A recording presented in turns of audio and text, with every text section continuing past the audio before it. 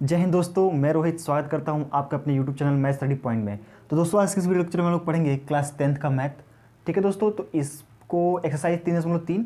तो एक्सरसाइज 3.3 को शुरू करने से पहले थोड़ा सा बेसिक जानेंगे, फिर उसके बाद से क्वेश्चंस को सॉल्व करेंगे। ठीक है दोस्तों, तो सबसे पहले हमने यहाँ पे लिखा है दो चर वाले रैखिक समीकरण युग्म को हल करने की विधियाँ, यानी कि जो दो चर वाले रैखिक समीकरण होते हैं उनको हल करने की कौन कौन सी विधियाँ हैं। तो सबसे पहले तो हम लोग देखेंगे जो उसका व्यापक रूप होता है वो क्या होता है। तो दो चर वाले रैखिक समीकरण का व्यापक रूप होता है, यहाँ पे मैं लिख देता हूँ a1x plus b1y plus c1 equal to 0। ये होता है इक्वेशन नंबर 1। इक्वेशन 2 क्या होता है a2x plus b2y plus c2 equal to 0, equation number 2। ठीक है दोस्तों, तो ये हमारा व्यापक रूप होता है। जो दो चर वाले रैखिक समीकरण युग्म होते हैं वो उसका क्या होता है, ये व्यापक रूप होता है। देखिए नाम से क्लियर है, दो चर यानी कि दो चर होंगे तो एक यहाँ पे x है, एक यहाँ पे y है, और रैखिक यानी कि जो उसका घात है वो एक होना चाहिए, तो इसका घात भी एक है। तो ये हमारा रैखिक समीकरण युग्म का व्यापक रूप हो गया। इसको सॉल्व करने की यानी इसको हल करने की दो विधियाँ होती हैं, एक तो होता है ग्राफिक विधि और एक होता है बीजगणितीय विधि। तो बीजगणितीय विधि के बारे में हम लोग बात करेंगे तो वो तीन प्रकार की होती है। पहला विधि होता है हमारा, पहला होता है प्रतिस्थापन विधि, प्रतिस्थापन विधि। दूसरा होता है विलोपन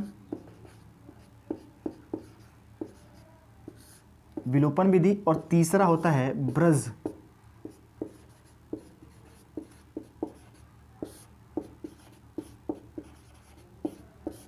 गुणन विधि।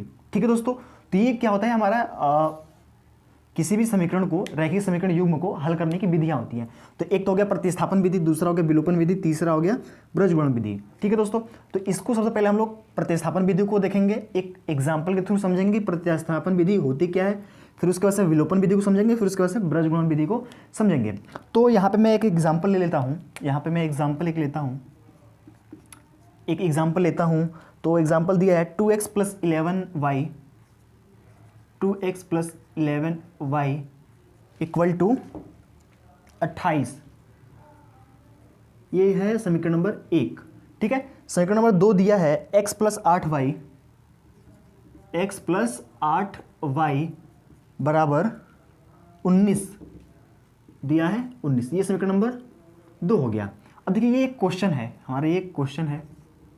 ठीक है, ये हमारा क्वेश्चन हो गया और इसको हम लोग प्रतिस्थापन विधि से सॉल्व करेंगे, फिर विलोपन से, फिर ब्रजगुणन से। इस प्रकार हम लोग इसको समझेंगे। ठीक है, देखिए प्रतिस्थापन विधि है जो इसका नाम से ही क्लियर है। प्रतिस्थापन यानी कि विस्थापन करना, यानी कि इस दोनों क्वेश्चन में करेंगे ये, एक क्वेश्चन में करेंगे ये कि या तो x की वैल्यू निकाल लेंगे या तो y की वैल्यू निकाल लेंगे।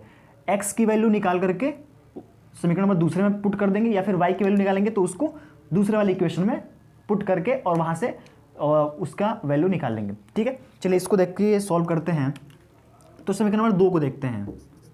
समीकरण 2 से हम लोग x की वैल्यू निकालते हैं, तो यहाँ पे हो जाएगा x इक्वल टू 19 तो पहले से है, ये 8y उधर जाएगा तो माइनस में 8y हो गया। यहाँ से x की वैल्यू निकल गई। क्या हुआ, यहाँ से x की वैल्यू निकल गई। अब यहाँ पे लिखेंगे समीकरण नंबर 1 में, समीकरण 1 में x का मान रखने पर, तो x का मान आप समीकरण नंबर 1 में रखेंगे तो एक ये है, तो दिया है 2, तो 2 इंटू x का पे ये रखेंगे, क्या रखेंगे 19 माइनस 8y, तो यहाँ पर रखेंगे तो ये हो जाएगा 19 माइनस 8y और प्लस 11 या फिर प्लस 11y इक्वल टू 28, तो ये रहा 28। ठीक है, अब क्या करेंगे, इसका गुणा इसमें, फिर इसका गुणा इसमें, उसके बाद से इसको सॉल्व करेंगे। तो क्या हो जाएगा, यहाँ पे जब 2 से गुणा करेंगे 19 में तो ये हो जाएगा 38, और प्लस और माइनस में गुणा करेंगे तो माइनस, और 8 दूनी 16y plus 11y equal to 28। अब देखिए चर को एक तरफ और अचर वाले को एक तरफ, तो यहाँ पे दिया है -16 और 11। ठीक है, तो -16 और ये प्लस 11, तो 16 में से 11 जाएगा तो कितना हो जाएगा -5, तो -5y इक्वल टू इधर है 28 और ये प्लस में उधर जाएगा तो माइनस में 38, यानी कि 38। तो यहाँ से -5y बराबर आ जाएगा 38 में से 28 घटाएंगे तो माइनस हो जाएगा 10। ठीक है, माइनस से माइनस कैंसिल हो जाएगा, 5 इधर गुणा कर उधर जाएगा तो भाग, यानी कि y बराबर हो जाएगा 10/5, यानी कि y बराबर हो जाएगा 2। y की वैल्यू क्या आ जाएगी? 2 आ जाएगी। अब y का मान इसमें पुट कर देंगे तो x की वैल्यू आ जाएगी। देखिए जब इसमें पुट करेंगे y की वैल्यू इसमें पुट करेंगे तो ये हो जाएगा x बराबर हो जाएगा 19 - 8 इंटू वाई। तो y का मान कितना आया? 2, तो यहाँ पे 2 लिख लीजिए। तो यहाँ से आ गया x की वैल्यू आ जाएगी 19 - 8 दूनी 16, तो x बराबर आ जाएगा 19 में से 16 गया तो 3। यहाँ से x की वैल्यू आ गई और यहाँ से y की वैल्यू आ गई। तो हम लोगों ने देखा कि प्रतिस्थापन विधि के द्वारा इस क्वेश्चन को किस तरह से सॉल्व कर सकते हैं। हमने बेसिकली किया ये है कि इस वाले इक्वेशन से x की वैल्यू निकाल ली है। अगर हम चाहें तो यहाँ से y की वैल्यू भी निकाल सकते थे, यानी कि किसी ना किसी का मान निकालेंगे और उस मान को दूसरे वाले समीकरण में रखेंगे, वहाँ से उसकी वैल्यू आ जाएगी और सबका आंसर निकल जाएगा। तो यहाँ पे x बराबर 3 आ गया और y का मान 2 आ गया। ठीक है, इसी सेम क्वेश्चन को हम लोग विलोपन विधि से सॉल्व करते हैं। किस विधि से? विलोपन विधि से। तो आई थिंक आप लोगों ने नोट कर लिया होगा। मैं इसको इरेज करने जा रहा हूँ। ठीक है, चलिए मैं इसको इरेज कर देता हूँ। इस क्वेश्चन को अभी हमने विलोपन विधि से सॉल्व, प्रतिस्थापन विधि से सॉल्व किया था। तो x का मान आया था 3 और y का मान आया था 2। ठीक है, यानी कि किसी भी विधि से हम लोग सॉल्व करेंगे तो x का मान हमेशा 3 ही आएगा और 2 ही आएगा इस सवाल के लिए। तो विलोपन विधि से इसको हल करते हैं। तो विलोपन विधि में होता यह है कि इस दोनों के किसी एक टर्म को बराबर करते हैं। यहाँ पे 2x है, यहाँ पे सिर्फ x है, या तो इसको x वाले टर्म को बराबर कर लें या फिर इसको बराबर कर लें। तो हम लोग क्या करते हैं, x वाले टर्म को बराबर कर लेते हैं। देखिए यहाँ पे 2x है लेकिन यहाँ पे सिर्फ ओनली x है। अगर इसमें हम लोग 2 से गुणा कर दें तो ये 2x हो जाएगा, यानी कि दोनों बराबर हो जाएगा। हमारा मेन काम यही है कि इन दोनों को बराबर करना है। तो हम लिखते हैं समीकरण 2 में अगर 2 से गुणा कर दें तो यहाँ पे 2 आ जाएगा, यहाँ पे 16 आएगा। इससे मतलब नहीं है कि इस पर क्या आ रहा है, लेकिन इसको 2 करना है। ठीक है, तो हम लोग लिखेंगे समीकरण 2 में 2 से गुणा करने पर। तो जब 2 से गुणा करेंगे इस वाले में, इस पूरे में, तो बाईं तरफ भी करेंगे और दाहिने तरफ भी करेंगे। तो जब 2 से गुणा करेंगे इसमें x में, तो ये हो जाएगा 2x प्लस है तो प्लस 8y में 2 से गुणा करेंगे तो ये हो जाएगा 16y बराबर 19 में 2 से गुणा करेंगे तो ये हो जाएगा 38। समीकरण नंबर 3। अब इसके नीचे समीकरण नंबर 1 को लिख लेते हैं, यानी कि 2x plus 11y equal to 28। समीकरण नंबर 1। अब क्या करेंगे, देखिए इसका भी चिन्ह प्लस है, इसका भी चिन्ह प्लस है। इन दोनों किसी एक टर्म को कैंसिल आउट करना है। तो कैंसिल आउट करने के लिए हम लोग लिखेंगे यहाँ पे घटाने पर। क्या लिखेंगे? घटाने पर। तो जब घटाएंगे तो ये हो जाएगा माइनस, ये भी हो जाएगा माइनस और ये भी हो जाएगा माइनस। ये तो पूरा पूरा कैंसिल आउट हो गया, लेकिन 16 में से 11 जाएगा तो कितना हो जाएगा 5y इक्वल टू 38 में से 28 जाएगा तो ये हो जाएगा 10। तो y बराबर आ गया 2। कैसे? 5 से जब भाग देंगे 10 में तो कितना बार में जाएगा? 2 बार में। अब इस y का मान किसी भी समीकरण में रख लीजिए। जो y का मान 2 आया है वो किसी भी समीकरण में रख लेंगे तो x की वैल्यू आ जाएगी। तो हम लोग यहाँ पे y का मान समीकरण नंबर किस में रख लेते हैं? किसी में रख लीजिए, इसमें रख लेते हैं समीकरण नंबर 2 में। तो लिखेंगे y का मान समीकरण 2 में रखने पर। तो जब समीकरण नंबर 2 पे रखेंगे तो मैं यहाँ लिख लेता हूँ, शायद दिखाई नहीं दे रहा होगा, तो मैं यहाँ लिख लेता हूँ समीकरण नंबर जब 2 में रखेंगे तो ये है 2, x है तो x, प्लस है तो प्लस 8y इक्वल टू 19। तो x plus 8 into Y, Y का मान कितना आया है 2, तो यहाँ पे लिख लेंगे 2 बराबर 19। तो x प्लस 8 दूनी 16 बराबर 19। तो x बराबर 19 माइनस 16, यानी कि x का मान आ गया 3। यानी कि हमने देखा, अभी हमने प्रतिस्थापन विधि से इसको हल किया तो x का मान 3 आ रहा था और y का मान 2 आ रहा था। उसी प्रकार हमने विलोपन विधि से इसी क्वेश्चन को जब सॉल्व किया तो y का मान 2 आ रहा है और x का मान 3 आ रहा है, यानी कि सेम। समझ में आ गया? चलिए अब इसी क्वेश्चन को हम लोग क्या करते हैं, ब्रजगुणन विधि से भी हल करके देखते हैं कि उसका आंसर क्या रहता है। ठीक है, तो इसको आप लोग नोट कर लीजिए मैं ब्रजगुणन विधि से इसको बताने जा रहा हूँ कि इसको कैसे सॉल्व करेंगे। इस सवाल को हम लोग जब ब्रजगुणन विधि से सॉल्व करेंगे तो सबसे पहले इसका व्यापक रूप लिख लेते हैं। तो ये होता है a1x plus b1y plus c1। c1 यानी कि इसको इधर माइनस में ला लेंगे 0, यानी कि c1 का मान कितना हो जाएगा, ये 28 हो जाएगा, -28 हो जाएगा, क्योंकि जब इसको इधर लाएंगे तो ये हो जाएगा। ठीक है, और यहाँ पे होता है a2x plus b2y plus c2 equal to 0। ये दूसरा समीकरण होता है और ये पहला समीकरण होता है, तो ये इसका व्यापक रूप है। तो ब्रजगुणन विधि में एक फार्मूला होता है, वो होता है, फार्मूला ये है कि x अपॉन, अब देखिए जो x है, x के आगे क्या है, a है, x के सामने a है, तो a वाले को छोड़ करके b पे जाएंगे और c पे जाएंगे। देख, ठीक है, इस फार्मूले को याद करने का एक ट्रिक मैं बता रहा हूँ कि x हमने लिख लिया, ठीक है, x में होता है a, तो a को नहीं लिखना है, अब b को लिखेंगे। तो b को क्या लिखेंगे, b1 c2 minus b2 c1। समझ में आ रहा है मैंने क्या लिखा, कि देखिए x वाले टर्म में a आता है, तो a को छोड़ देना है, a के बाद से क्या आएगा, a के बाद से b आएगा, तो b1 c2 माइनस, अब b1 का 1 हो गया है, अब b2 इसको c1, यानी कि इसको पहले 1 फिर 2 फिर 2 फिर 1, ठीक है, इक्वल टू बराबर होता है y बराबर, अब y में देखिए y में आता है b, तो b को नहीं लिखना है, c और a को लिखना है, तो यहाँ पे हो जाएगा c1 a2 minus c2 a1। ठीक है, यहाँ पे देखिए b से c से a, फिर a से b। अब इसके आगे होता है 1, क्या होता है, 1 अपान c वाले टर्म में c को नहीं लिखना है, बाकी a और b को लिखना है, तो क्या हो जाएगा, यहाँ पे हो जाएगा a1 b2 minus a2 b1।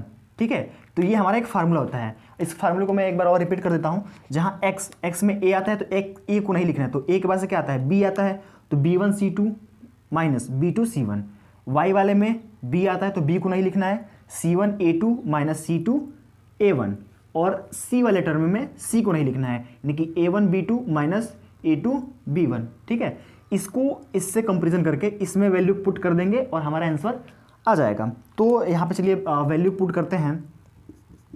तो x अपान b1 का मान कितना है, b1 की जगह पे 11 है तो 11 हो गया, इंटू c2 का मान कितना है, 19 है, इधर आएगा तो -19 हो जाएगा, तो -19, फिर माइनस है तो माइनस b2 का मान कितना है, 8 है, तो यहाँ पर हमने लिख दिया 8 इंटू c1 का मान है ये, यानी कि 28, इधर आएगा तो किस में हो जाएगा, माइनस में हो जाएगा।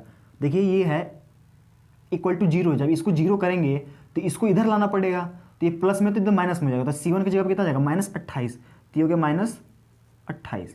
ठीक है, ये हो गया x का मान। अब इसी तरह y वाले को देखते हैं, तो y अपान c1 का मान दिया -28, तो -28 इंटू a2 का मान दिया है, यहाँ पे कुछ नहीं है तो 1 है, तो यहाँ पे हो गया 1, फिर माइनस c2 का मान है -19, तो ये हो गया -19 इंटू a1 का मान दिया है 2, तो यहाँ पे हो गया 2। ठीक है, इसी प्रकार इसमें जब रखेंगे तो ये हो जाएगा 1 अपॉन a1 का मान दिया है 2 इंटू b2 का मान दिया है 8, माइनस a2 का मान दिया है 1 इंटू b1 का मान दिया है 11।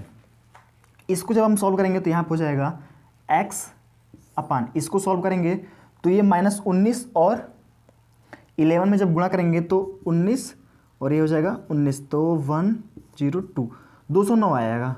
ठीक है, यहाँ पे क्या हो जाएगा 209, तो यहाँ पर होगा -209 माइनस 28 का 8 में गुणा करेंगे तो 8 8 64 के 4, हाथ में लगा 6, 8 दूनी 16, ठीक है, 16 6 22 इक्वल टू, इसको सॉल्व करेंगे तो ये हो जाएगा y अपॉन -28 का 1 से गुणा करेंगे तो -28, और ये माइनस और माइनस प्लस 19 का 2 में गुणा करेंगे तो 38, ये हो गया 38 बराबर, इसको जब सॉल्व करेंगे तो ये हो जाएगा 1 अपॉन 8 का गुणा 2 में करेंगे तो 16, माइनस 11 गुणा 1 में करेंगे तो 11।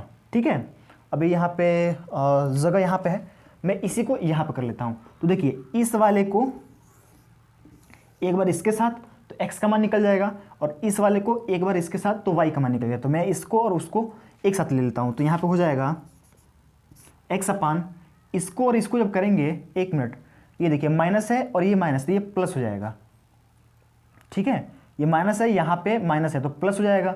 तो अब क्या होगा, ये प्लस है और ये माइनस है तो घटाएंगे, तो 224 में से 209 घटाएंगे, तो यहाँ से हासिल लेंगे 14 हो जाएगा, 14 में से 9 गया तो ये हो गया 5, यहाँ हो गया 1, तो 1 में से भी 15 हो गया बराबर, यहाँ पे हो जाएगा 1 बटा ये दिस, यानी कि 16 में से 11 घटाएंगे तो ये हो जाएगा 5। इस 5 से इस 15 को काटेंगे तो 3 बार में कटेगा, तो x की वैल्यू जो होगी वो हो जाएगी x बराबर, ये 3 है, भाग कर रहा है, उधर जाएगा तो गुणा, तो 1 में 3 का गुणा करेंगे तो ये आ जाएगा 3। यहाँ से हमारा x का मान निकल गया। अब निकालेंगे y का मान, तो इसको और इसको एक साथ ले लेते हैं, तो मैं कहाँ इसको लिखूँ, मैं यहाँ लिख लेता हूँ, मैं इसको लिख लेता हूँ, तो y अपॉन 28 माइनस 28 और प्लस 38, तो 10 हो जाएगा, 10 बराबर, ये हो गया कितना, 16 में से 11 जाएगा तो 1/5, ये कटेगा तो ये हो जाएगा 2। अब ये 2 डिवाइड कर रहा है, उधर जाएगा तो गुणा करेगा, तो y का मान आ गया 2। आपने एक चीज़ नोटिस की कि यहाँ पे देखिए y का मान कितना आ रहा है 2, और यहाँ पे x का जो मान है, यहाँ पे x का मान है वो आ रहा है 3, और अभी हमने विलोपन से प्रतिस्थापन से लगाया तो तब भी वही आ रहा है, विलोपन से हमने सॉल्व किया तब भी वही आ रहा है, और ब्रज गुणन से विधि से सॉल्व कर रहे हैं तब भी आंसर वही आ रहा है। इसका मतलब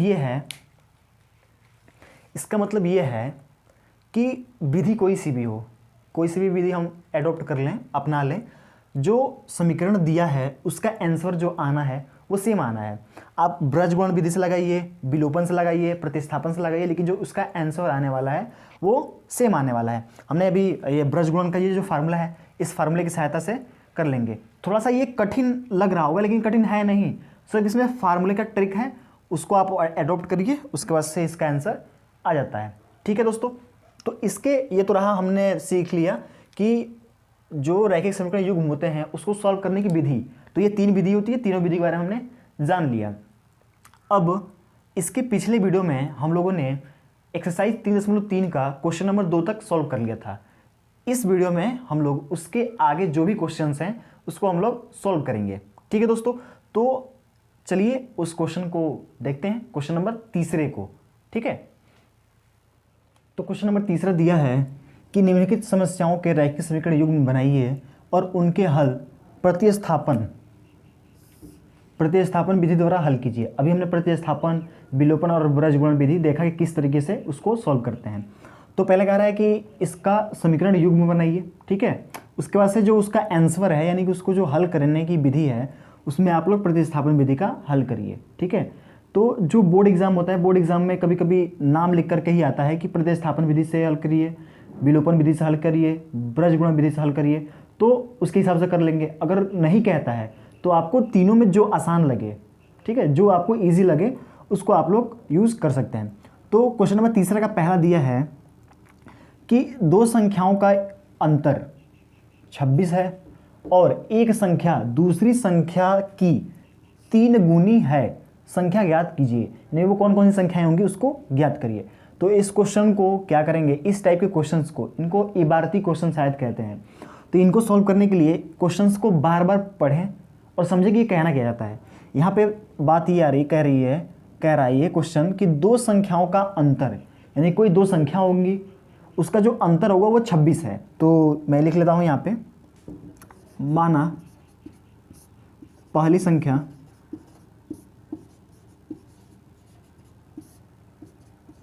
x, दूसरी संख्या, जो दूसरी संख्या होगी वो मैं मान लेता हूँ y। अब पहला इसमें लाइन पढ़िए। अब कह रहा है दो संख्याओं का अंतर, यानी कि पहली संख्या ये होगी, दूसरी संख्या ये होगी, इन दोनों का अंतर 26 है, यानी कि x माइनस वाई बराबर 26। समीकरण नंबर 1 बन गया। ठीक है, ये तो कहना चाहता है कि दो संख्याओं का अंतर, तो दो संख्याएं हो गई x एक y, इन दोनों का अंतर 26। अब कह रहा है कि एक संख्या, यानी कि एक संख्या और ये हो गया y, दूसरी संख्या, एक संख्या दूसरी संख्या की, यानी कि जो ये एक संख्या है, ये पहली संख्या है, वो दूसरी की 3 गुनी है। तो 3 गुनी ये है, पढ़िए एक बार और, एक संख्या दूसरी संख्या की 3 गुनी है, तो ये 3 गुनी है, तो इसमें 3 से गुणा करेंगे, क्योंकि ये तो 3 गुनी है ही, तो इसमें 3 से गुणा करेंगे। तो यहाँ पर हो जाएगा 3 गुणे एक्स वाई। तो इसको जब सॉल्व करेंगे तो यहाँ से समीकरण नंबर 2 बन जाएगा। तो यहाँ हो जाएगा 3y, ठीक है, यहाँ से हो गया x बराबर 3y। इस क्वेश्चन में कह रहा है कि प्रतिस्थापन विधि द्वारा हल कीजिए।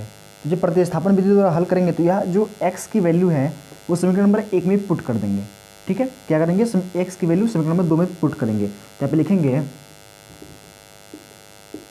x का मान समीकरण 1 में रखने पर, तो समीकरण 1 में रखेंगे तो यहाँ पर हो जाएगा x जगह पर रखेंगे 3y, तो ये हो जाएगा 3y minus Y equal to 26, ठीक है। तो 3 में से 1 गया तो ये हो जाएगा 2y बराबर 26, तो y बराबर 26, 2 इधर गुणा कर रहा है उधर जाएगा तो भाग, तो ये हो जाएगा 2, तो y बराबर आ गया यहाँ से 13। अब y का मान यहाँ पर रख देंगे, y का मान जो 13 आया है वो यहाँ पर रखेंगे, तो ये हो जाएगा x बराबर 3 गुणे 3 तो पहले से था, और 3 में y का मान कितना है 13, तो 13, तो x बराबर हो गया 13 3 39, तो ये 39, ये हो गया x का आंसर मान, और ये हो गया y का मान, ठीक है दोस्तों। तो चलिए इसका क्वेश्चन नंबर दूसरा देखते हैं। तो यहाँ पे दूसरा क्वेश्चन दिया है, दो संपूरक कोणों में बड़ा कोण छोटे कोण से 18 डिग्री अधिक है, दोनों कोण ज्ञात कीजिए, ठीक है। तो इस क्वेश्चन में पहली बात तो ये दिया है कि संपूरक कोण, संपूरक कोण होता क्या है। इसके लिए एक वर्ड आता है पूरक कोण, एक वर्ड आता है पूरक कोण। तो जो पूरक कोण का मान होता है वो होता है 180 डिग्री, और दूसरा एक आता है समपूरक कोण, समपूरक कोण। तो जो संपूरक कोण होता है उसका जो मान होता है, एक संपूरक कोण का मान होता है वो होता है 90 डिग्री, और ये जो है ये हमारे क्वेश्चन का की पॉइंट है, ठीक है। यानी कि संपूरक कोण समझ में आना चाहिए कि होता क्या है। जैसे कि क्वेश्चन में ही कह रहा है कि दो संपूरक कोणों में बड़ा कोण छोटे कोण से 18 अधिक है, तो दोनों को ज्ञात कीजिए, ठीक है। तो सबसे पहले मानेंगे इस क्वेश्चन को, हमने अभी बताया है कि इसको बार बार पढ़ने से ही ये क्वेश्चन क्लियर होगा, ठीक है। तो यहाँ पे हमने समझ लिया कि संपूरक कोण होता क्या है, ठीक है। तो इस क्वेश्चन को हल करेंगे तो हम लोग मानेंगे, माना एक संपूरक कोण, एक संपूरक कोण x तथा दूसरा कोण कितना हो गया y, क्योंकि दो चर वाला है तो दो चर मान लिया हमने, एक x हो गया एक y हो गया। अब हमने अभी बताया कि संपूरक कोण का मान होता है 90 डिग्री, संपूरक कोण का मान होता है 90 डिग्री। तो एक संपूरक कोण ये, एक संपूरक कोण ये, जब दो संपूरक कोणों को ऐड करेंगे तो कितना हो जाएगा 90 और 90 180। तो यहाँ से एक इक्वेशन बन के आ जाएगा कि x plus Y equal to 180, ये समीकरण नंबर 1। वो सिर्फ इस लाइन को पढ़ के ही एक इक्वेशन बन रहा है।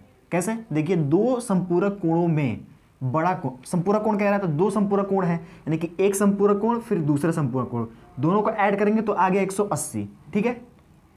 अब देखिए इस क्वेश्चन में कह रहा है कि बड़ा कोण, मान लेते हैं x जो है एक संपूरक कोण हो गया और दूसरा हो गया y संपूरक कोण हो गया। इसमें कह रहा है कि बड़ा कोण, मान लेते हैं ये बड़ा कोण है, छोटे कोण से 18 डिग्री अधिक है, यानी कि जो ये वाला है बड़ा कोण है वो छोटे कोण से 18 डिग्री अधिक है। तो ये वाला अधिक है, चूंकि ये बड़ा है तो इसमें तो ऐड करने की जरूरत नहीं है, जब इसमें ऐड कर देंगे तो और ज़्यादा हो जाएगा। तो ये है छोटा कोण, इसमें ऐड करेंगे 18 डिग्री, तो इसमें हमने ऐड कर दिया 18, और यहाँ से हमको x की वैल्यू मिल गई, x की वैल्यू मिल गई। अब हम क्या करेंगे, चूंकि इस क्वेश्चन में कह रहे हैं प्रतिस्थापन विधि से हल करना है, तो x की वैल्यू समीकरण नंबर 1 में पुट कर देंगे। तो यहाँ पे हम लोग लिखेंगे, यहाँ पे लिखेंगे समीकरण, ये समीकरण का वो हो गया, समीकरण 1 में x का मान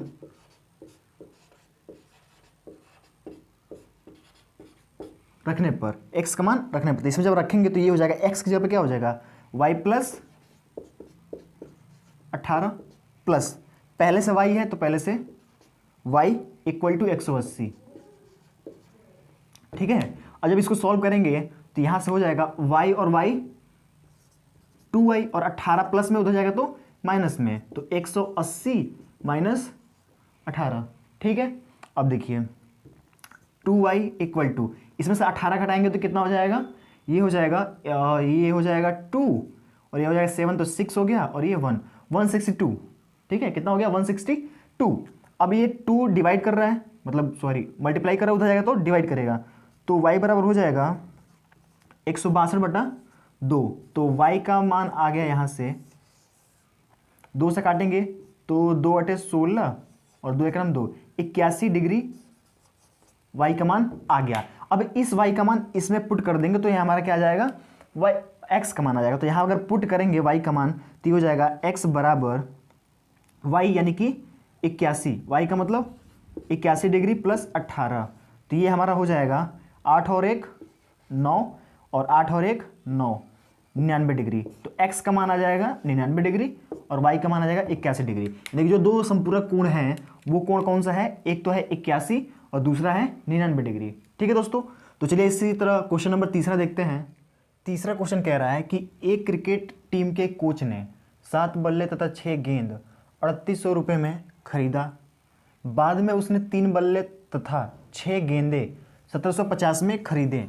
प्रत्येक बल्ले तथा प्रत्येक गेंद का मूल्य ज्ञात कीजिए। ठीक है, मान लीजिए इसको क्वेश्चन को समझने के लिए हम लोग ऐसा समझते हैं कि मान लीजिए हमने एक पेन खरीदा, एक पेन वो मिला 10 रुपये का। ठीक है, और हमें 5 और पेन खरीदने हैं, तो मैंने 5 पेन खरीदा, तो 5 पेन मैंने खरीदा, वो कितने में मिलेंगे, तो एक जब 10 का है तो 5 कितने का हो जाएगा 50 रुपये का। कितने रुपये का, 50 रुपये का।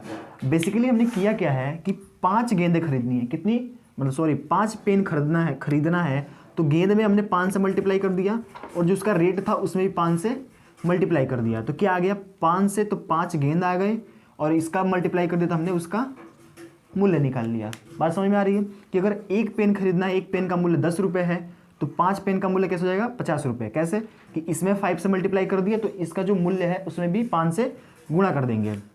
सेम इसी प्रकार इस क्वेश्चन में एक बल्ले का और एक गेंद का मूल्य हम लोग ज्ञात कर लेंगे। फिर उसके बाद से 7 ज्ञात करना हो तो 7 से गुणा कर देंगे, 6 ज्ञात करना हो तो 6 से ज्ञात कर देंगे। ठीक है, तो चलिए इस क्वेश्चन को सॉल्व करते हैं। तो हम लोग पहले मानेंगे, मैंने माना एक बल्ले का मूल्य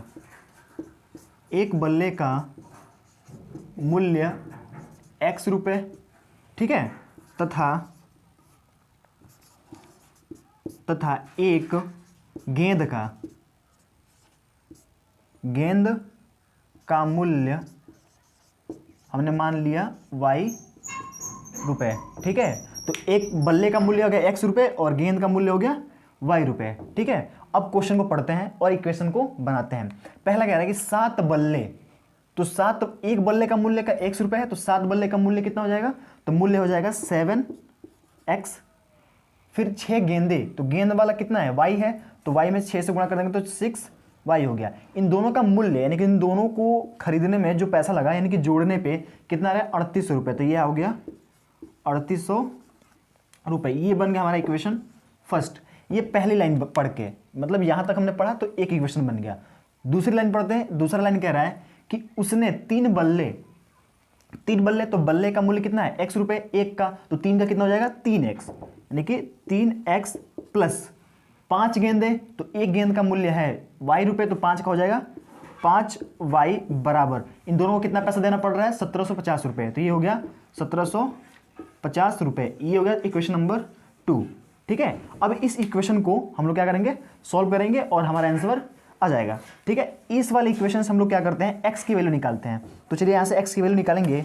इस वाले इक्वेशन से x की वैल्यू निकालते हैं, तो यहाँ हो जाएगा 3x इक्वल टू हो जाएगा 1750 माइनस 5y, x बराबर हो जाएगा 1750 माइनस 5y अपॉन, ये माइनस है, अपॉन 3। ठीक है, अब इस x का मान इक्वेशन नंबर 1 में पुट कर देंगे तो हमारा आंसर आ जाएगा। तो चलिए इसको इक्वेशन नंबर 1 में रखते हैं।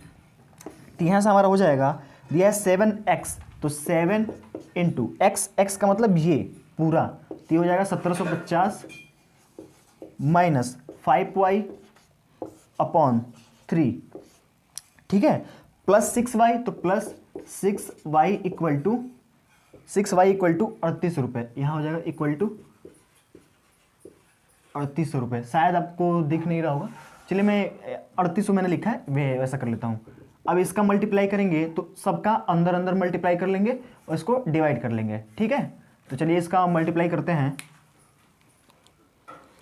तो 7 का गुणा इसमें करेंगे तो ये हो जाएगा 12,250, 12,250। यहाँ पे जगह की कमी है तो मैंने इधर इसका वो कर लिया है, मल्टीप्लाई कर लिया है। तो इसका इसमें गुणा करेंगे तो कितना हो जाएगा 12,250, माइनस है तो माइनस, और 7 का गुणा 5 में करेंगे तो 35y अपान 3 हो गया।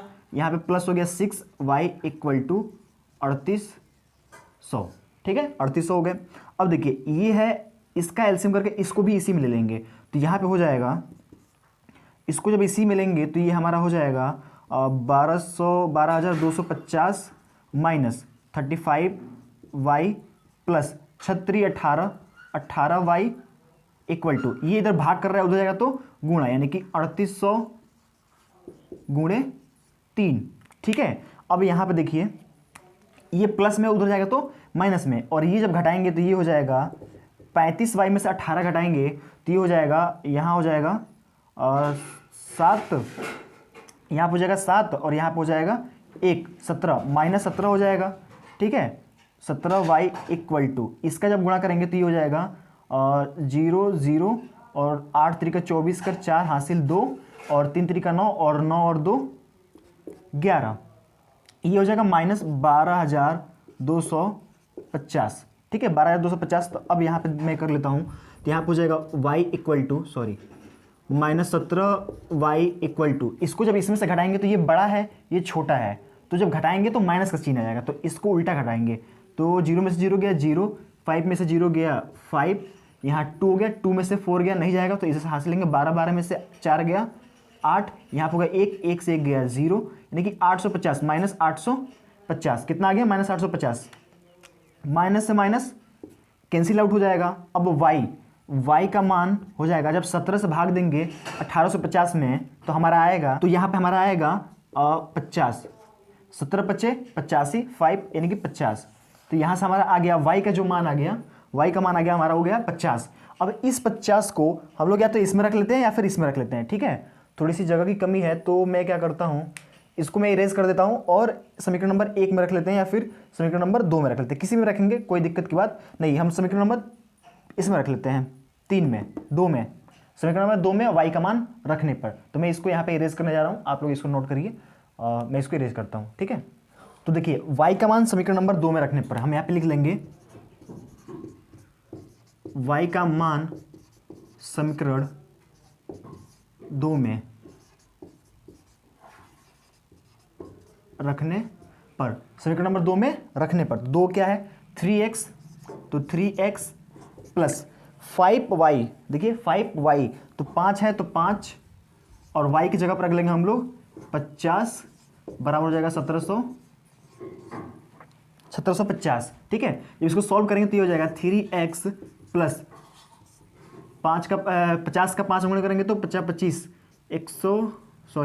250 कितना हो जाएगा 250, 50 250 हो जाएगा बराबर 1750, तो 3x बराबर हो जाएगा 1750, ये देखिए प्लस में उधर जाएगा तो माइनस में, तो ये हो जाएगा माइनस 250। जब इसको घटाएंगे तो ये हो जाएगा 3x बराबर, इन दोनों को जब घटाएंगे तो ये हो जाएगा, इसमें से ये जाएगा 0 जाएगा तो 0, 5 से 5 जाएगा 0 और ये हो जाएगा हमारा हो जाएगा 5 और ये हो जाएगा 1, 1500। अब 3 इधर गुणा कर रहा उधर जाएगा तो भाग, इसको ऐसे ही काट लेते हैं तो ये कितनी बार में जाएगा x बराबर 5 3 15 यानी कि 500 रुपये और ये आ गया 50 रुपये, यानी कि जो हमारा x का आंसर आया वो 50 500 और y का आया वो 50 आ गया। तो एक बल्ले का मूल्य होगा, जो एक बल्ले का मूल्य होगा वो हमारा होगा 500। अब कितना होगा, ये होगा 500 रुपये, और जो एक गेंद का मूल्य होगा वो होगा 50 रुपये, और यही हमारा क्या हो जाएगा आंसर हो जाएगा। यही हमारा क्या हो जाएगा, आंसर हो जाएगा। ठीक है दोस्तों, तो ये क्वेश्चन समझ में आया होगा। ठीक है, तो चलिए क्वेश्चन नंबर चौथा देखते हैं। तो यहाँ पर चौथा क्वेश्चन दिया है कि एक नगर में टैक्सी के भाड़े में एक नियत भाड़े के अतिरिक्त तय की गई दूरी पर भाड़ा सम्मिलित किया जाता है। यानी कि किसी नगर में एक नियत भाड़ा है और अतिरिक्त तय की गई दूरी, मतलब एक तो नियत भाड़ा है कि इतना किलोमीटर जाएंगे तो इतना रुपये लगेगा ही लगेगा, उससे अतिरिक्त अगर जाते हैं तो इतना रुपये एक्स्ट्रा देना पड़ेगा, वो भी इसमें निहित है।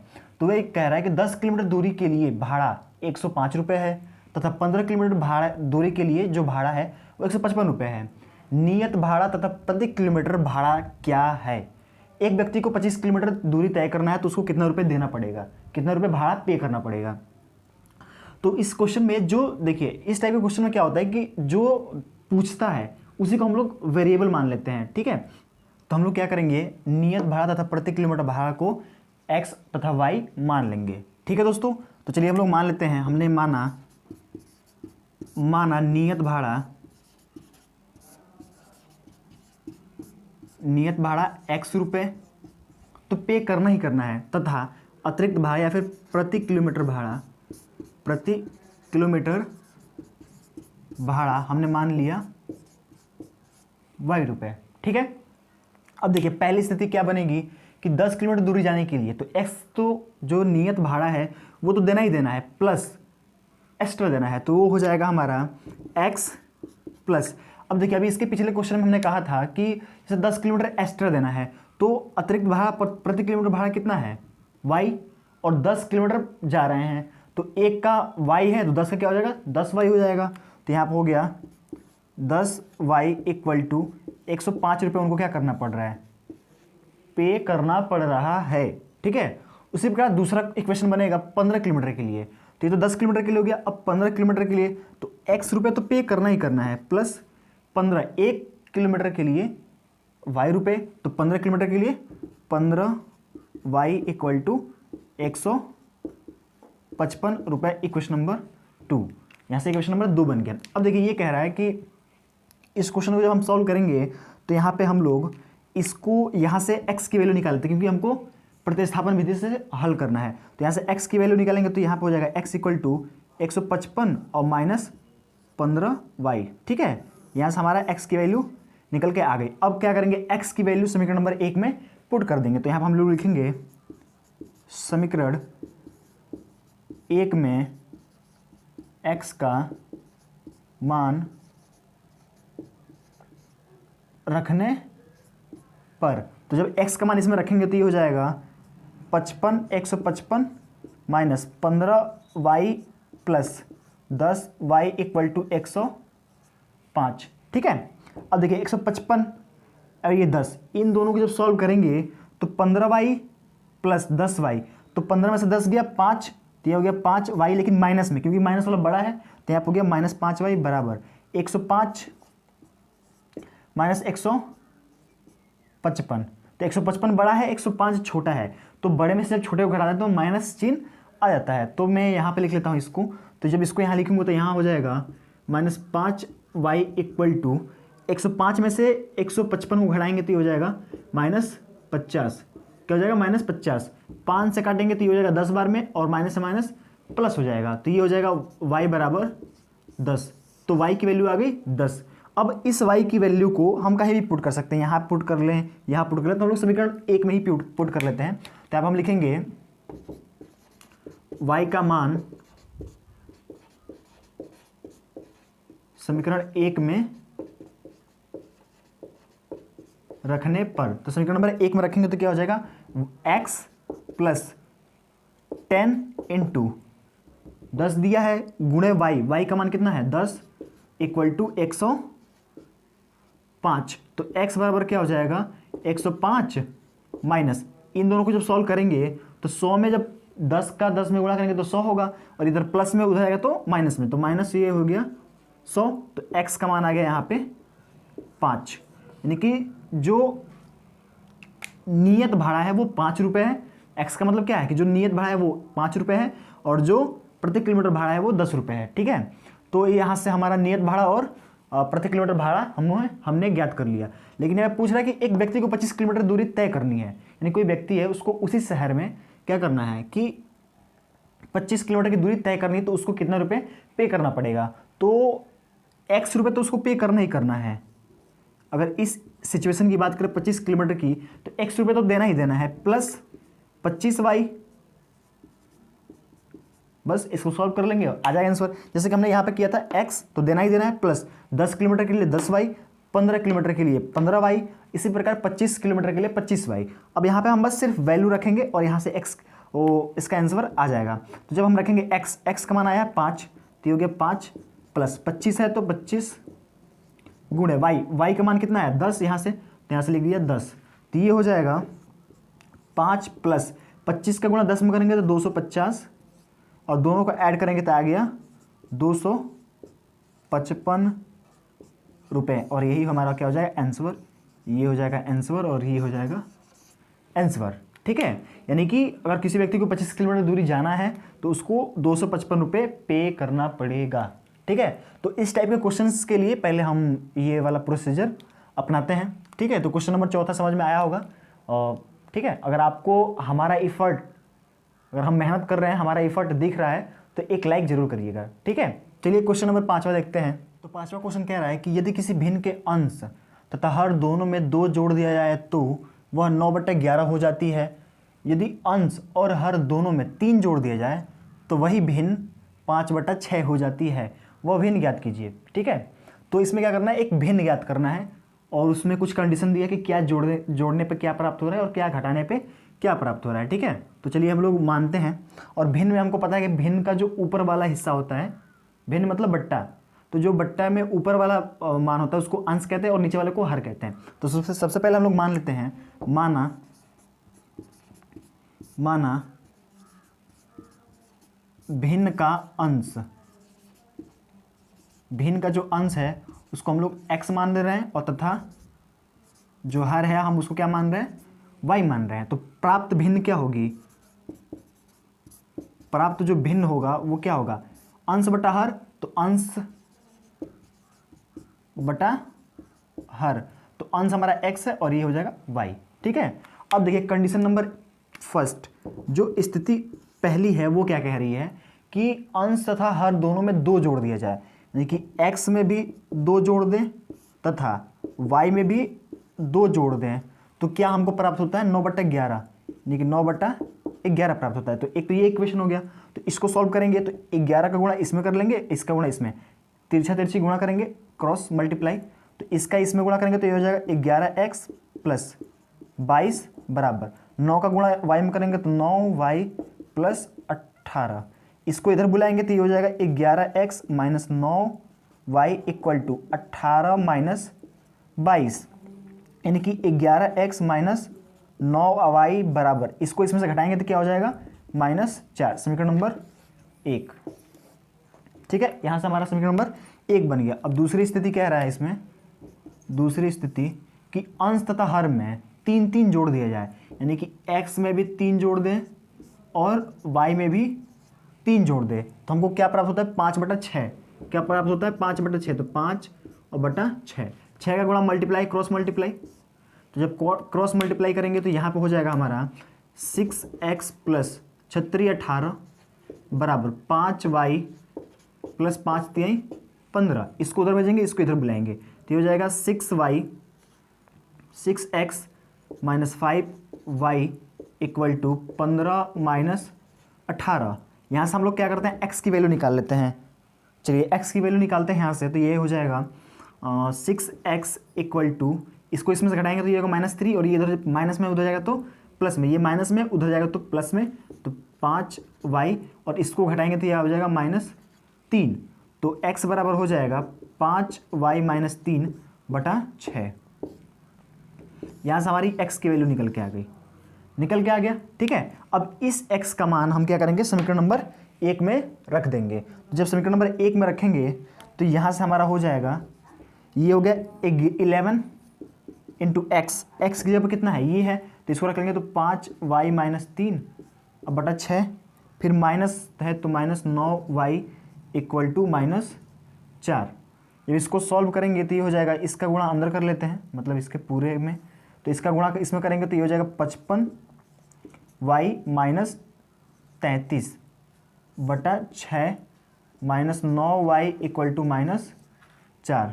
ठीक है, इसको क्या करते हैं, इसमें गुणा करके उधर हाँ इसको गुणा करके इसमें माइनस कर लेते हैं, तो हम कर लेते हैं यहाँ पे, तो ये हो जाएगा 55y माइनस 33 माइनस 9 छक 54, तो ये हो जाएगा 54y और बटा 6 इक्वल टू माइनस 4। ठीक है, अब ये भाग कर रहा है उधर जाएगा तो गुणा, तो इसको हम यहाँ पे लिख लेते हैं, तो यहाँ पे हो जाएगा 55y माइनस 33, एक मिनट, ये देखिए 55y और माइनस 54y, 55 में से 54 गया तो क्या हो गया सिर्फ y, और यहाँ पे माइनस 33 है तो माइनस 33 इक्वल टू माइनस 4 पहले से है, और ये 6 भाग कर हो जाएगा तो गुणा गुणे 6, तो y का मान आ जाएगा, इसका इसमें गुणा करेंगे तो माइनस 6 चौको 24 और ये माइनस में हो जाएगा तो प्लस में 33, तो y का मान आ गया, और यहाँ से करेंगे तो ये हो जाएगा 6 और 3 9, यानी कि 9, y का मान आ गया 9, और 9 का ये जो y का मान है वो इसमें रख देते हैं, इसको क्या कर लेते हैं, समीकरण नंबर एक है, इसको 2 ही कर लेते हैं, इसको 2 कर लेते हैं, समीकरण नंबर 2 में मान रखने पर, तो इसमें जब 2 का मान 2 रखेंगे y का मान, तो देखते हैं क्या आता है, तो यहाँ से हो जाएगा, इसको मैं यहाँ लिख लेता हूँ, तो ये हो जाएगा x बराबर 5 है तो 5 गुणे y, तो y का मान हो जाएगा 9, तो ये हो गया 9 और माइनस 3 और बटा 6, तो x बराबर हो जाएगा 9 पचे 45, तो 45 माइनस 3 और बटा 6, तो x बराबर हो जाएगा, इसको घटाएंगे तो क्या हो जाएगा, ये 42 बटा 6 और 7 छक 42, यानी कि x की वैल्यू आ जाएगी 7, तो यहाँ से हो गया x की वैल्यू 7 और y की वैल्यू हो गई 9। तो जो हमारा प्राप्त भिन्न होगा, प्राप्त भिन्न क्या है, यही तो है प्राप्त भिन्न x बटा y, तो x का मान कितना है, यहाँ पे हम लोग लिख लेते हैं, x का मान है हमारा 7 और बटा, और y का मान है 9, लेकिन जो हमारा भिन्न होगा वो 7 बटा 9 होगा, और वही हमारा क्या होगा, आंसर होगा। ठीक है दोस्तों, तो ये क्वेश्चन को नोट करिए, इसके बाद से क्वेश्चन नंबर 6वां को, तो क्वेश्चन नंबर 6वां कह रहा है कि 5 वर्ष बाद जेकब की आयु उसके पुत्र की आयु से 3 गुनी हो जाएगी। ठीक है, 5 वर्ष पूर्व जैकब की आयु उसके पुत्र की आयु की 7 गुनी थी, तो उनकी वर्तमान आयु ज्ञात कीजिए। यानी कि एक जैकब है, एक उसका पुत्र है। ठीक है, उन दोनों की आयु का कुछ रिलेशन दिया है और उसके थ्रू उनकी वर्तमान आयु पूछ रहा है। तो देखिए क्या पूछ रहा है, हमने बताया था अभी कि जो पूछता है उसी को हम लोग मानते हैं, उन्हीं को वेरिएबल मान लेते हैं। तो जैसे x या फिर y, तो उनकी वर्तमान आयु ज्ञात कीजिए। तो इसमें किसकी बात हो रही है, एक तो जैकब की और एक उसके पुत्र की। तो इन दोनों को क्या करेंगे, इन दोनों की वर्तमान आयु मान लेंगे। तो हमने माना, यहाँ पे माना जैकब की वर्तमान, ठीक है, वर्तमान ही पूछ रहा है तो वर्तमान मान लेंगे। वर्तमान आयु x वर्ष तथा इसके पुत्र की, जो पुत्र की आयु है वो हम मान लेते हैं y वर्ष। देखिए एक x वर्ष हो गया, एक y वर्ष हो गया। पहली स्थिति देखिए, वैसे तो ये लिखना होता है लेकिन इतना लंबा कोई वो नहीं है, बस आप जानिए कैसे लगाना होता है। ठीक है, तो देखिए कह रहा है कि 5 वर्ष बाद, 5 वर्ष बाद, तो 5 वर्ष बाद की बात कर रहा है। तो अगर ये 5 वर्ष बाद होगा तो ये भी तो 5 वर्ष बाद होगा, यानी कि दोनों की आयु करंट टाइम में तो ले जाएगी। तो अगर वर्तमान में ये है तो 5 वर्ष बाद, यानी कि अभी अगर मैं मान के चलता हूँ कि अगर मान लो मैं 20 का हूँ, तो अभी मैं 20 का हूँ, तो 5 वर्ष बाद यानी कि 5 वर्ष में 25 का हूँगा, तो मेरा जो लड़का होगा वो भी तो उतने का ही होगा, मतलब उसमें भी 5 तो ऐड करना पड़ेगा। तो वो जो बाद की बात कर रहा है 5 वर्ष बाद, तो 5 वर्ष बाद तो लिखेंगे 5 वर्ष बाद जैकब की आयु।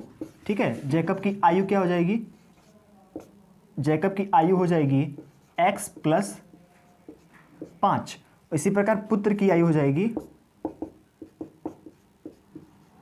y प्लस 5, क्योंकि बाद की बात कर रहा है। अब कह रहा है कि जो जैकब की आयु है, यानी कि x प्लस जो 5 है और एक y प्लस 5 है, ये तो पुत्र है और ये बाप है। तो ये कह रहा है उसकी पुत्र की आयु से 3 गुनी हो जाएगी, यानी कि जितना इसकी उम्र है वो इसके 3 गुनी हो जाएगी। तो ये 3 गुनी हो जाएगी ना, तो इसमें क्या करेंगे 3 से मल्टीप्लाई कर देंगे और ये हो गया इक्वल टू, दोनों बराबर हो जाएंगे। तो यहाँ हो गया x + 5 बराबर ये होगा 3y + 15। तो ये x का यहाँ से अगर मान निकालते हैं तो यहाँ से हो जाएगा 3y + 15 और -5। तो x बराबर हो जाएगा 3y + 10। यहाँ से क्या हो गया, x का मान निकल गया। ठीक है, इसी प्रकार जो दूसरी स्थिति है, दूसरी स्थिति देखते हैं। स्थिति नंबर दूसरा कह रहा है कि 5 वर्ष पूर्व, तो यहाँ पे कह रहा था 5 वर्ष बाद, तो हमने प्लस किया, और यहाँ पूछ रहा है 5 वर्ष पूर्व, तो पूर्व में क्या करेंगे, माइनस करेंगे। तो यहाँ पे हो जाएगा 5 वर्ष पूर्व जैकब की आयु, ये हो जाएगा हमारा x - 5 और पुत्र का हो जाएगा हमारा, ये हो जाएगा y - 5। ठीक है, 5 वर्ष पूर्व मतलब x - 5। अब इसको कह रहा है कि, ये कह रहा है कि एक तो x - 5 है और एक है y - 5। अब ये कह रहा है कि 5 वर्ष पूर्व जैकब की आयु उसके पुत्र की आयु की 7 गुनी थी, यानी कि 7 गुनी थी। तो 7 से गुणा कर देंगे और ये हो गया बराबर। तो यहाँ से हो जाएगा x - 5 इक्वल टू, यहाँ हो जाएगा 7y - 35। ठीक है, तो ये हो जाएगा x equal to 7y minus, एक मिनट, ये x हो गया, इसको इधर बुलाएंगे तो -7y इक्वल टू -35 और ये +5। तो क्या हो जाएगा x - 7y इक्वल टू -30। ठीक है, ये समीकरण नंबर 2 हो गया, ये समीकरण नंबर 1 मान लेते हैं। तो यहाँ से x की वैल्यू इस वाले समीकरण में पुट करने पर, तो जब यहाँ से पुट करेंगे x की वैल्यू, तो यहाँ पे x की जगह क्या रखेंगे 3y + 10। तो ये हो गया 3y + 10 -7y इक्वल टू -30। तो -7 में से +3 गया, तो ये हो जाएगा -4y इक्वल टू -30, और ये प्लस में है उधर जाएगा तो माइनस में 10। तो ये हो जाएगा -4y इक्वल टू -30 और -10 -40। तो माइनस से ये माइनस कैंसिल, 4 से 40 10 बार में, यानी कि y की वैल्यू आ गई 10। y की वैल्यू क्या आ गई 10 आ गई। अब इस y की वैल्यू इस वाले में रखेंगे तो यहाँ से हमारा x का मान निकल जाएगा। तो x बराबर हो जाएगा 3 गुणे x, y का मान दिया है 10 + 10। तो ये हो जाएगा 3 का गुणा 10 में करेंगे तो 30 और 30 और 10 40, यानी कि x बराबर आ जाएगा 40। ठीक है, और x क्या था, x था जैकब की आयु, वर्तमान आयु, और y था हमारा उसके पुत्र की मतलब आयु। तो जैकब की वर्तमान आयु हो जाएगी 40 वर्ष, क्या हो जाएगा 40 वर्ष, और उसके पुत्र की आयु हो जाएगी 10 वर्ष। ठीक है दोस्तों, इस प्रकार क्वेश्चन को हम लोग सॉल्व करेंगे। इस टाइप के क्वेश्चन को सॉल्व करने का एक ट्रिक ये है कि क्वेश्चन को बार बार पढ़िए और कहना क्या जाता है, इसको पहले समझिए कि कहना क्या जाता है। तो इस प्रकार हमने इस क्वेश्चन को सॉल्व किया। ठीक है दोस्तों, तो हमारा वीडियो कैसा लगा कमेंट करके जरूर बताएं, और हमारे चैनल पर नए हो तो चैनल को सब्सक्राइब जरूर करें। जय हिंद दोस्तों।